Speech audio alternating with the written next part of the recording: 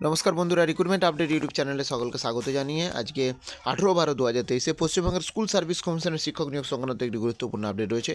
আসুন এই সংক্রান্ত আপডেট দেখে নিই বিস্তারিত কী রয়েছে।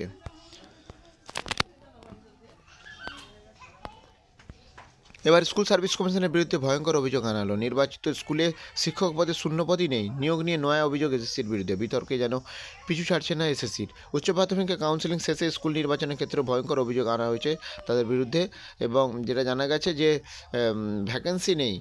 ইতিমধ্যে প্রথম দফার কাউন্সিল প্রক্রিয়া শেষ হয়েছে। বেশ কিছু চাকরি প্রার্থী অভিযোগ, তারা যে বিষয়ে যে পদের জন্য স্কুল নির্বাচন করেছিল সংশ্লিষ্ট সেই স্কুলে গিয়ে খোঁজ নিয়ে জানা যাচ্ছে যে সেখানে সেই পদে শূন্যপদই নেই। আর এখানে উঠছে প্রশ্ন, প্রায় 10 বছর ধরে চলা উচ্চ প্রাথমিক নিয়োগ প্রক্রিয়ায় এতদিন পরে আদালতের নির্দেশে কাউন্সেলিং শুরু হলেও সেখানে এরকম গলদ কেন থাকছে? ক্ষুব্ধ চাকরি প্রার্থীরা বিষয়টি শুধরে নেওয়ার জন্য এসএসসিকে চিঠি লিখেছেন তারা।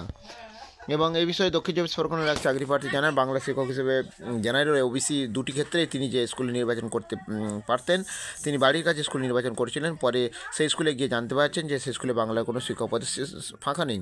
যদিও এই বিষয়ে স্কুল সার্ভিস কমিশনের কর্তা ব্যাখ্যা, শূন্যপদের তালিকা আমরা তৈরি করি না, এই তালিকা শিক্ষা দপ্তর তৈরি করে পাঠায়, সেই তালিকা দেখেই চাকরি প্রার্থীদের স্কুল নির্বাচন করতে দেওয়া হয়েছে।